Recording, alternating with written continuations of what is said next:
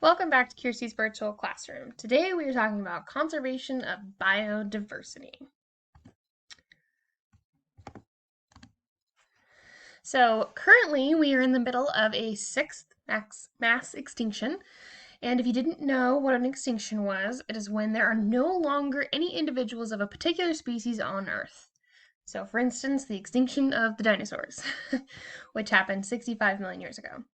We are currently losing approximately 50,000 species per year, which is about 0.5% of all species now alive go extinct each year.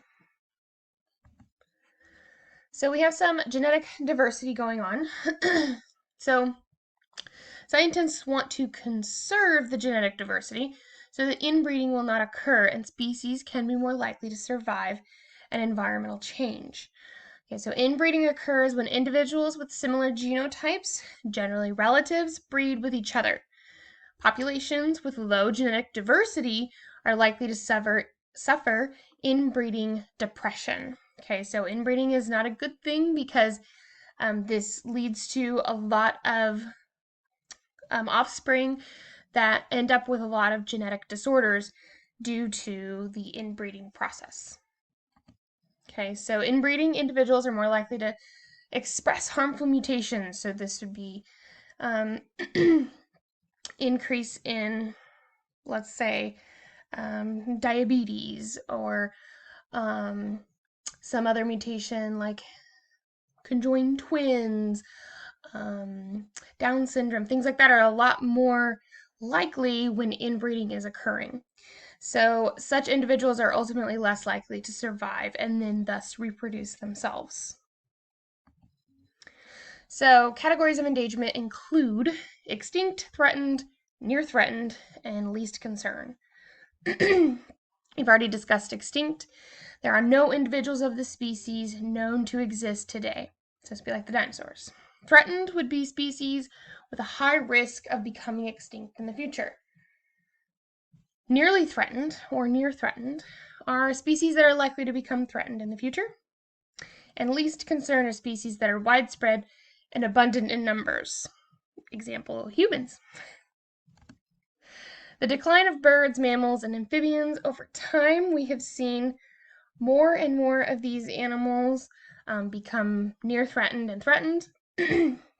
Right now, birds have the least concern percentage, the most of the least concern percentage, so at 79%, they are the least likely to go extinct, but they do have 12% that are threatened and 9% that are near threatened. Mammals, there are 25% that are threatened, 7% that are near threatened, and 68% that have no concern or least concern. And then amphibians have 51% least concern, 8% nearly threatened, and 41% threatened. So the decline of biodiversity has many causes. That says many causes. A declining global diversity can be explained by reference to the 5 HIPCO factors. So what are the HIPCO factors? Well, let's talk about them. So each letter stands for something. So it's an acronym. So HIPCO stands for habitat loss, invasive species, pollution, climate change, and over-harvested. So all of these factors contribute to the loss of biodiversity. So habitat loss is the first one we'll talk about. This is what the H in HIPCO stands for. So most species, the greatest cause of decline and extinction is the loss of their habitat. So this would be things like deforestation that you see here on the right. So most of the habitat loss is unfortunately due to human impacts. There are forests that are changing over time. So this is a global map of where forests are changing, whether they're increasing in forest cover, decreasing, or don't really show a change. And the white areas are no data. So in North America, we either see no change or increase for the most part. As you move into Central and South America, you see either no change or decrease in forest coverage. Remember, this is where a lot of the rainforests are, so they're more likely to decrease than increase just because the rainforest has so much forest cover already. Same thing with Central Africa. And then in Asia and Russia, you see a lot of no change and some deforestation. Invasive species. So invasive species are basically alien species or exotic species that live outside their historical range. So when alien species spread rapidly across large areas, we call them invasive. For example, the kudzu vine, the zebra mussel, the silver carp, the gypsy moth, or starlings in North America.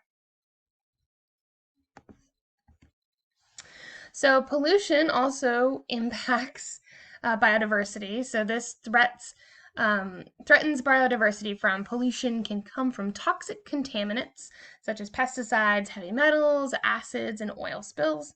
And oil spills are really damaging because they can completely wipe out an entire ecosystem in ways that that are not apparent for decades upon decades, and then we lose an entire ecosystem, which is very devastating.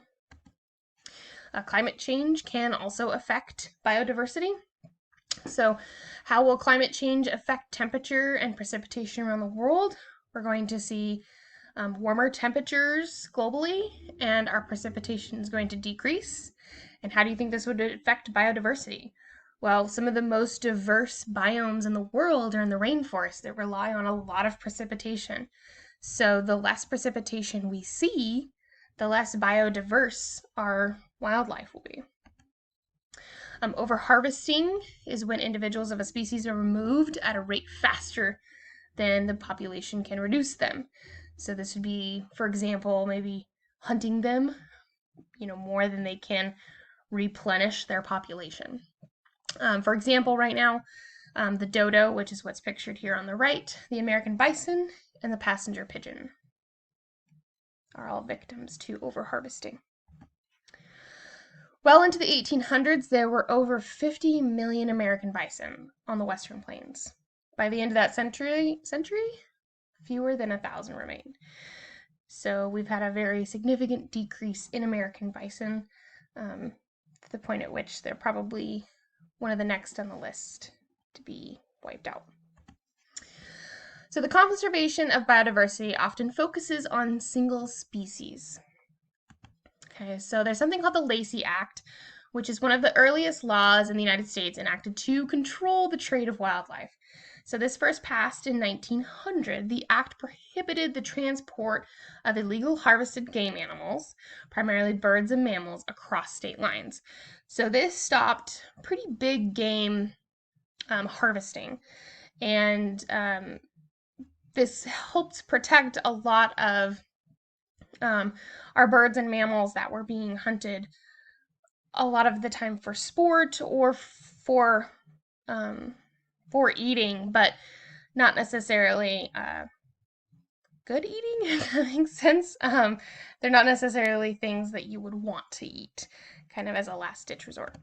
And then we have something called CITES, which is the Convention on International Trade in Endangered Species of Wild Fauna and Flora. This was developed by the United Nations in 1973 to control the international trade of threatened plants and animals. So as you can see, this one was developed in and around when the EPA was founded. So the 70s were really big on protecting the environment and starting all of these awareness campaigns and laws and things so that the animals and humans and the environment were completely protected from what humans would eventually do. So CITES today is an international agreement between 175 countries across the world, which is amazing.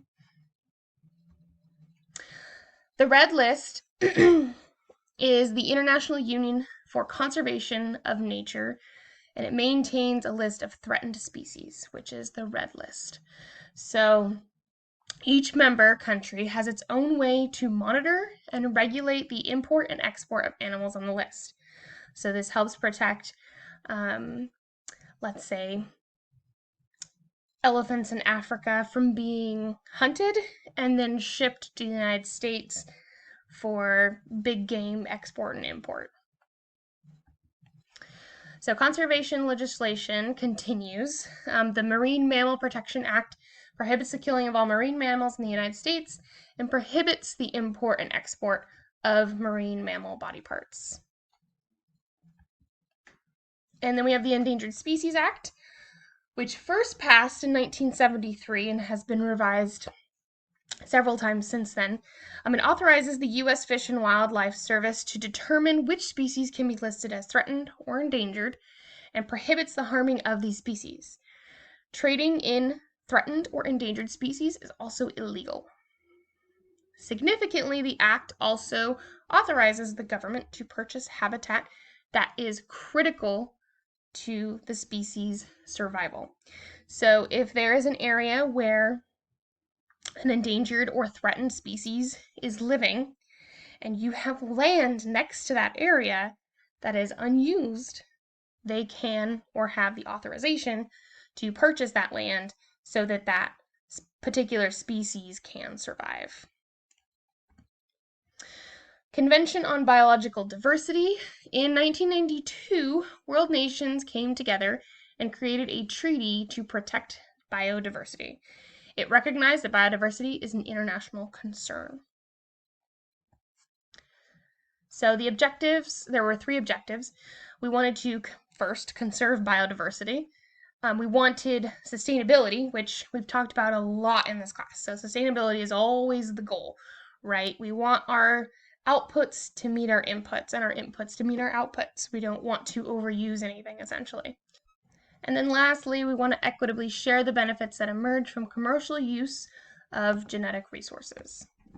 So the conservation of biodiversity sometimes focuses on protecting entire ecosystems instead of a specific species. So within an ecosystem, if there's only a couple of species that are endangered, the conservation of biodiversity kind of blankets everything. So all of those species in that ecosystem is protected. So size, shape, and connectedness. When designing and managing protected areas, we must consider several points. So the closeness to another area, how large the area is, and the amount of edge habitat the area contains. So edge habitat is the area where 2 different communities come together, typically forming an abrupt transition. For example, where a grassy field meets a forest. Some species specialize in living at the edge. So they kind of have this transition zone, and at the edge, some species will thrive better than in one of the particular other habitats. So biosphere reserves is kind of similar to that, but this has to do with when we are impacting things. So these are protected areas consisting of zones that vary in the amount of permitted human impact. Okay, so things are zoned depending on the area and the habitat and the ecosystem. So each zone, you can basically perform different activities. So we have, like, for example, on this image, you have a transition area, we have a buffer zone, and then a core area. Core area is usually almost no human impact. Buffer zone, maybe hiking and things like that. Transition area, we might see some structures and houses and things like that. So today there are 564 biosphere reserves worldwide that kind of protect human impact on these different habitats. And of these, 47 are located in the United States, including the Big Bend National Park in Texas. So that's what this image is down here, is the Big Bend National Park. All right, so there's some review questions here. You can feel free to review these on your own. They will be on the PowerPoint I will post on Canvas. So you can kind of use these to help you study, help you kind of think back on everything that was talked about. And I will see you guys in the next video. Bye!